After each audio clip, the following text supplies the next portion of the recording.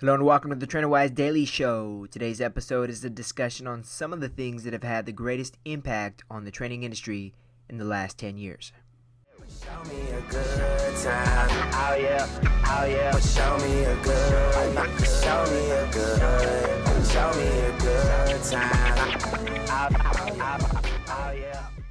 Hey, this is a call out to all strength coaches and trainers out there. If you would like to share your views on a given topic, just go to trainerwise.com. Fill out the contact form.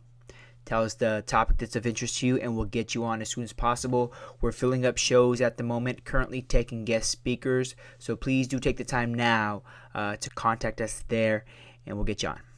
Our host, Daniel Torres, with us today, Mr. Delf Enriquez from, where the heck you at, Delf? Somewhere in Los Angeles?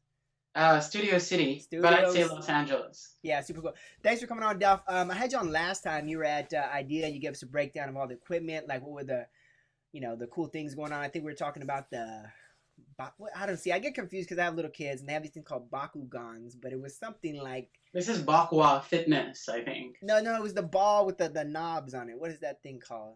Ball with the knobs on it. Or Gaku, I don't know. See, kids screw everything up. That's my contention. Okay. Anyway, so you gave us the breakdown of all the IDEA equipment. Today we're going to ask, I wanted to get your perspective on what do you think have been the big changes in the industry? You've been in it for a while.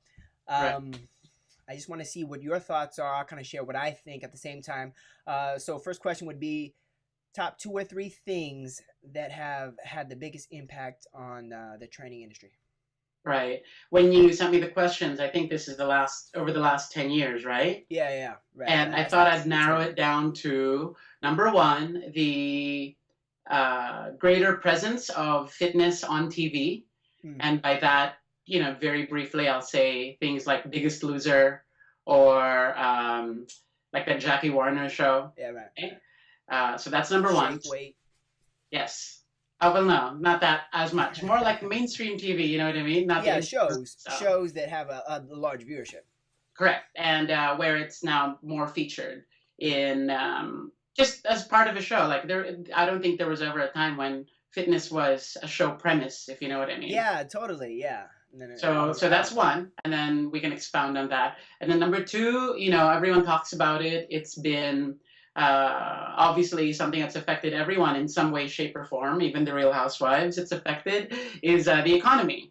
So in my mind, I think the economy and how it's changed has had and does have a big impact on the fitness industry in various ways, and we can talk about that. Interesting, right? Yeah. I think about these things when I'm driving, so... And then the third thing I had was, it was supposed to be technology was my third thing, but then I thought you should kind of bundle that with information, right, because media, I think over the last 10 years, it's not that, well, you know what, maybe technology is a better word to say, because I don't think that our information is necessarily better today or wouldn't be better today if it weren't for the technology, but okay, I'm analyzing this. Yeah, I know. I think what you're saying is like that the accessibility of information. I don't know if that's what you're saying, but it seems like there's a ton of it. I mean, I could use a little app to go running. I forget what it's called, Runkeeper. I could use a Fitbit. There's a lot of tech elements. Yeah, but that's why I want to say technology, and now I do want to say information too, because with the technology that's allowed us to have more information out there, then there's been more information that can be had. I was thinking in my head, would we have the same information if we didn't have the same technology? But I doubt that. The fact I agree. that more things are shared more quickly and more input is just out there, whether it's valid input or casual input, whether it's encyclopedia or studies or YouTube or experience, all these things when they come together contributes to the industry. So yes, information and technology, or information technology, because I think they go hand in hand. You get more information and better tech. Yeah, well, yeah, and we'll break that down.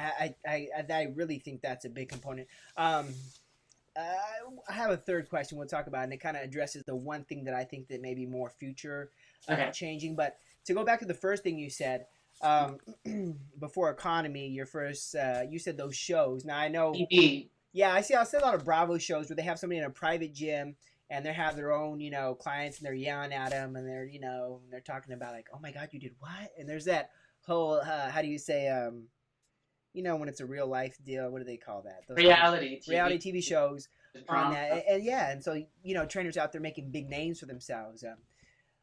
Biggest Loser was funny. I never watched it. I probably always watched. Everyone's gonna hit me on the head with this, but I probably watched American Idol. Can I say that my kids made me watch it? Is that okay? Yeah. Anyway, but my daughter always watched The Biggest Loser, which was funny, and I never watched it. She watched it at her mom's house, but. Well, let me kind of give you a little perspective on, because you said American Idol in the same tune as Biggest Loser. The reason I thought of this answer is because I read a magazine article recently, not magazine, but like a web article that spoke of which TV shows, network TV shows, have the biggest advertising pull and the most advertising dollars. And American Idol, I believe, is just a step higher than Biggest Loser, or vice versa, one of those. But they're in the top 5. Wow. And think about that. If advertising, it's all based on how the capitalist, machine works, right? So if there is enough advertising interest in these shows, then the content therein, whether it's the drama and also the setting therein, whether it's a gym or it's a stage, these are the things that people get exposed to. And so for me, it changes our industry, because the only thing you can think about on TV back in the day with exercise was what? Jane Fonda aerobics exercise. I mean, it's a stereotype, but it's true. Yeah. And now it's in a competition. It's in a weight loss competition. It's in a quote unquote lifestyle change. It's in an entertaining drama, cry, laugh, get through all of it sort of a format. Who knew?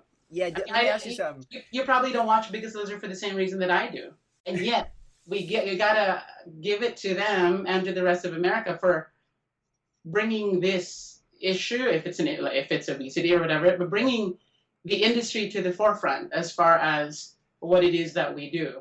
Yeah, there's definitely that component, and I'll just ask you flat out: did you try out for Biggest Loser? There was a time when I did. I did too. Once. And then I was like all shaved up, and you wouldn't know this, but they were like, dude, too young. And maybe I didn't have enough muscle. They thought you were too young? That's what they said. Well, I was so stupid. I cleanly shaved, and I went there, and I'm just like, shoot, I can do this. And they're like, dude, you look like you're 16. Get out of here. And I was just like, is that what they said? They definitely told me I was too young. They didn't say 16. Well, that's not. Oh, you tried it when you were 16? No, I was. I was. You 16 when I was not believing this, because they never told me that excuse. They didn't give me a reason for why I didn't make it. No, I don't even think I got a chance to get up in front of them. They're like, yeah, you know what? Yes, they told me something like this, and I was like, oh, okay. And there I went. But anyway, I mean, I think everybody would have. Yelling at obese people. It brings our industry to the forefront. Yeah. So there is that part. Let me ask you about the second thing that I think is I'm actually. I'm going to have to pick a bone with you on that one, because new trends come out of that. Viper was recently featured there, and I'm not a spokesperson for Viper by any means. In fact, there's there's controversy, and there's whatever else there is on what it's good for and what it isn't, and what some people think it is for. But regardless, I'm saying we now have a forum in which maybe issues that we encounter, accessories that we have, or maybe at the very least to be able to have a conversation about whether somebody should be getting into a fitness program or not. It's not more mainstream. That's really my point. So, and I'm sure you're kidding about, the other thing, but it's just, it becomes a forum for discussing fitness. No, it does, Delf. I'm totally ribbing people all the time. I do think those things have a big impact, because that's half of the public's first thought when it comes to fitness. They're like, yeah, I know fitness, and whatever occurs there is going to be their frame of reference. The second thing you said, when you said, information technology, you're kind of struggling with that, because the information is by way of technology. It's by way of phones, or by way of, I would argue those two things that you said are probably the biggest. You mentioned YouTube. I don't know if you said Facebook, but I am as you now know now, because Mark Zuckerberg keeps the group add-on feature by default. So if somebody comes in, they're like, yeah, you're in my group. And you're like, okay, I guess I'm in your group, unless you shut it off. So the point is that I'm in 100 different groups of, I don't know, all these strength trainers and whatnot. And there's so much information. I get all this information. And like you said, the idea of the discussion, which is kind of the intention, not kind of, but the intention of this show, is to Start talking about it. See what people think. People will listen to Delf and they'll say, "Oh, that's kind of true." But also, you know what, Delf? There's also this other thing. So hopefully there'll be some comments attached to this, much in the way that people attach comments to things like Facebook. When you see an article of the guy, the yoga instructor with his hands on both people's asses, he's like, "Yeah, okay, right there." And that picture is circulating. I just looked at that and was cracking up. And then people say all these funny things. But not only that, the technical breakdown of things. Like people say, "What the hell is this guy doing in this squat?" Yes. There's that You part. you saw that viral thing about the guy who was doing heavy barbell on a Swiss ball, and the WTF question mark. That's There right. are companies there that, so I think as far as how they do come hand in hand, that's number 3. Shame people in. Oh, that's number 3. You said economy though, so Yeah. That's a big one though. But so we can skip that. But the No. information and the technology bit, the more technology that's there, the more information that can be had for future research, for even ideas for what can be done bigger and better. Like I think back in the day, we turned to very few sources for, like, let's just make a practical example. I'm an instructor as well, you know this, and this is one of the more public things that I do. And if I run out of ideas, back then, where would I pull ideas from other than specific sources? These days, I can even go to YouTube and hear from a Michel Dalcourt, or maybe even hear from an instructor that I know from Equinox that may have a good point of view. Right. And just because Michel is where Michel is and my instructor friend is where she is, doesn't make their ideas any less valid. It's I, as the end user, then get to think of whose philosophy I may agree with and whose exercise I may agree with to an extent, and then modify it to make it my own, that kind of thing. I think there is so much more that's widely available that hopefully we as end users get to filter in a way where we understand the principles behind it and why it works, and the reason for why we say that that's our method too, or that that's why we believe in it. Totally cool and valid. Yeah, borrowing is that's what we do. I mean, remember when you see trainers and they're like, "Delf, that's not fair. He's stealing my move." You're like, Yeah, you can't patent movement. you can. You can Not well. try. Arnold did. Bikram. Bikram yoga. Yeah, no, but I mean, I think that's a big point you were making. I didn't want to skip the economy part. I didn't understand what you meant by that, but do expand, please. Yeah. Well, the economy bit, the reason I brought it up is because, again, it affects any industry. If it affects the United States, it affects everything as a whole. And I think fitness is one of the things that the world turns to us to for that. Not Canada, not the UK. We're still kind of number one in it. And LA, in particular, more than New York or anywhere else, is considered. I'd argue against that, but I would agree. Well, I thought New York was up there, and then some, a film guy told me, no, it's really LA, because of the nice bodies and the sunshine and the outdoors. I know, I'm not, let's not slam it for what it is. Just take it as it is. We're here, we're good. No, but so the reason I said economy is that I think the way that the economy has changed has impacted the industry in a great deal in these following ways. Like, to me, the economy is a very big reason why there's more trainers in the field now. Don't you agree? Yeah, I mean, well, we get paid a living wage, a decent wage. So, I mean, like, it did afford us the opportunity to get in, but then maybe now, I don't know, I have some perspectives that I want to share, but tell me your thoughts on it. Well, my perspective on this, as far as economy goes, is people got laid off, but who have a skill. People who maybe always thought about getting into something that they love, that's positive and uplifting, but wouldn't because of their cushy job somewhere on the 5th floor of whatever, 10th floor, 50th floor of whatever, who now don't have that option because of economical changes, and have found themselves maybe even in this life thought of, all right, I'm stuck with either finding a next job, or do I even want job, or do I want fulfillment? So it's two things. One is people not being able to do what they used to be able to do, and so finding necessarily something that might be an easier thing to learn, or maybe they're naturally good at it. So that's what makes somebody a trainer, is my thinking. And then the second would be the economy giving people a certain kind of life shift and making them think, all right, what's more important to me? Because I've heard it from both perspectives. People who became trainers because they couldn't make any money any other way temporarily, and people who became it because they thought, wow, not having my old job for reasons of choice or for reasons of economy has made me think, well, maybe I want to do something that's positive to me and positive to everyone else, and maybe make some good money along the way.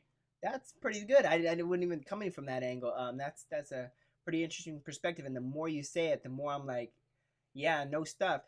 In part because we're both in the industry, but there's a lot of fulfillment here. You know, you're not everything you do is you're giving energy to people on a daily basis. So there's that big get, and then the physical. You know, I'm staying in shape. So that's, I mean, it's like plus. Yeah, it's not the hardest thing to get involved in, you know. So in that respect, I mean, to want to get involved in, that's interesting, Delf. I would be very interested to see what I think it's the international, what is it? What's that called? IDEA or IRSA? IRSA. Yeah, I think IRSA puts out a lot of statistics. I would be very interested to see what the numbers are on trainers, though I imagine it's trending up. I wonder if the economy did cause an uptick. Some people did ask me when I was when it was a couple years ago, probably in the more strenuous parts of the economy, so down, how's business? And they look at me and I would just say like because I went fully independent right about when the economy was kind of going down that road, and I would say I'm good. I guess I feel fortunate, but I try to build a lot of really strong relationships with my people before I ventured out. So I hope that had something to do with it. But I hope also trainers also had the similar experience that I did. That if you have such a strong, how do you say, if what you're giving to your client is something really valuable, they're actually not gonna let that expense go. Maybe they won't train 3 times a week, but maybe they're gonna keep you in some capacity because that's keeping them going the next day, even though their business is hard. So I have a lot of people who say that. They're just like, well, I need this. I'm not giving up this. I get that a lot. So even if it's a 1 time a week where I check in with them and I make sure they're going on and we do one intense workout. Right. Do you want me to like just turn that off? I thought I did. Go ahead. Yeah, go ahead. Shut it off real quick. I'll do a stretch. Yeah. This is the internet TV. It's called The Real World. I know. We don't have to cut to commercial break because... Yeah, cut to commercial break with my Diet Hansons. There you Original go. Cola. All organic. No. But my girlfriend will be happy you said that. The next question, Delf, listen to why I asked this. Do you think, what do you think is the biggest change on the horizon? I'll just be very forthright with my answer, and then I'll let you talk about what you think first.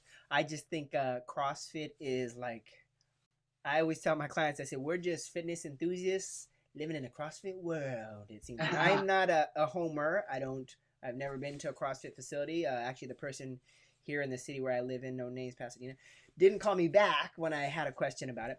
But it's everywhere. I get people trying to friend me, opening their CrossFit gyms on Facebook like twice a day, every day.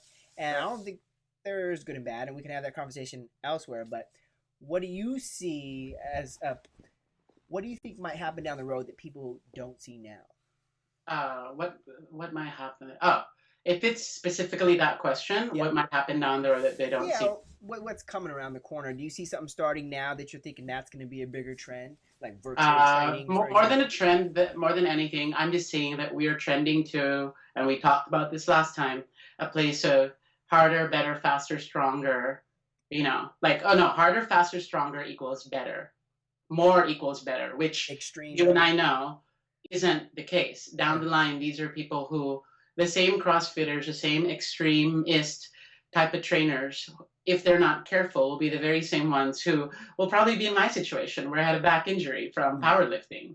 It's there's something to be said for how these programs at least make the lethargic, slow, unmotivated person think about what they're absolutely not doing. Yeah. Like these, at least they realize, wow, I really have a long way to go, and maybe it'll push them to start. But because the programs, to me, tend to promote too much volume, too much working out, too much potential for overtraining. You see it in the group fitness realm too. I'm not gonna lie. Mm-hmm. It's. I don't think anyone's looking far enough ahead to worry about what the possible consequences may be. And so if you are asking me what I think is around the corner, it would then be programs that hopefully, what I would like to see around the corner is programs that will address that, programs that give you an awareness of what you're getting into. And really around the corner, like when the original question was, what do I see that's coming up ahead? And I do think that what's coming up is more technology that brings more information, that gives everyone smarter choices, hopefully, with what they're doing. You know, you have an app for this, you have a website for that, you have a way of doing this, that, and every other thing. With better information, hopefully will come better products and a more informed consumer as far as what they're going to take on. Is CrossFit for me? Is it not? Is this class for me? Is it not? Should I take high intensity interval training every day? Not, you know? By the way, people still don't have the answers to that questions. And I interview my students a lot. Some of them do. I don't know, because it's supposed to be the new thing that everyone goes to in class. And I get so passionate about it because I feel like I've found this to be true. And this is a little bit of a tangent, but I found this to be true, is that people love my classes when it's extra hard.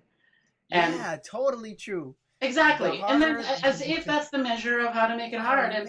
And I get this, I always try to kind of taper it down, and sometimes I even trick them into believing that it was as hard, sometimes even if it wasn't, because I don't want to run them to the ground just like anyone else would, out of blind obedience to this, you should be working out harder. You shouldn't. Not everyone should. The same people who go every day of the week shouldn't be working out harder. I'm sorry. You know, and Kelly Robertson taught me that too. I mean, I have to, credit her for that, because that's what she had been saying for years. And it's never been more true, is to be aware of what you're really putting someone through from a periodization, progression, regression standpoint. You know, if we're doing this for life, there has to be some sort of cyclical nature to it. There has to be, as you know, preparing for the event, tapering off, resting, doing it again. Tell me someone who is taking regular group fitness class that does that. Yeah, you know what? That's your point is dead on. I don't know even to add to it. But the point that's kind of interesting is that at the same time that extreme, harder, faster, more weight is becoming more prevalent, there's a lot of push, for ART, MAT. There's like, work your fascia. So there's this kind of recovery wing of fitness that's, getting a lot of steam from the training side. I think they're trying to push that. I know CrossFit just exploded faster than, like, what's more popular, like busting your butt and showing how much weight you can lift and sweating and being like, wow, look at, I lost 10 pounds in 3 weeks. I'm working my butt, or rowing on a foam roll, or getting some kind of soft tissue. That's not exciting. But it's still, I think, on the training side, trying to catch up to that speed, strength, extreme type of movement. That's you also know why, because one has more of a coolness factor, because you have to aspire to be at that level. I almost feel like the therapeutic industry, muscle fascia and all that, they're trying to keep up with the fact that there's more injury that's happening because of this thing. And hopefully where we're headed is that there is a more conscious entry into these high intensity programs, such that you integrate the muscle activation techniques, the active release technique within the sphere of the hard workouts. Because normally it's the hard workouts, you get injured, you go to MAT. That's me. So, ideally, what I'm going for now is twice a week I do ART, and I'm a big believer in it, active release technique, while I'm working out hard, and then while I'm also working out moderate. There's a mixture of things. So as a professional myself, to say that that's not easy, what more the person who only knows to push hard. So I think that's the moral of the story at the end of the day. So what you're saying is, if we get like the ART, the MAT, the RTS, we get all these people who care about recovery, let's say, and function on The Biggest Loser, then we're good.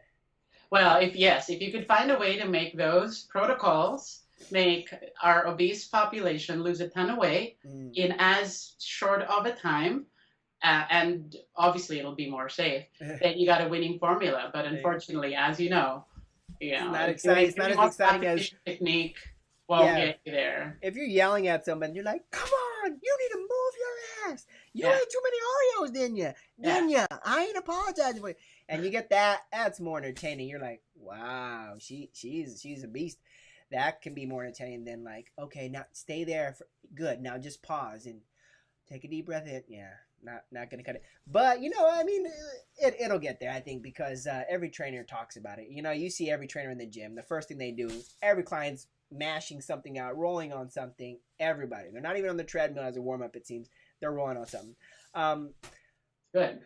We could probably go on and on and on, Delf. Very, very good ideas, points. If people want to get a hold of you, D, and see what you got going on, what's the best place to get a hold of you? Twitter, Facebook? Either of the two. I'm still on Twitter and Facebook as Delf Enriquez, and Delf is DELF. Enriquez, Enrique Iglesias with a Z, right? And then for me, the blog is still active. And in fact, I'm trying to be a lot more active with it. So either of the three methods is great. But as always, a pleasure talking to you about what it is that is the, what do you call it? The pulse of the fitness industry for the moment. And we'll always have a conversation about it. I think it's great. Yeah, super cool. So thanks for coming on, and thank you everybody for watching. Okay. Show me a good time. Oh yeah, oh yeah. Show me a good. Show me a good. Show me a good time. Oh yeah.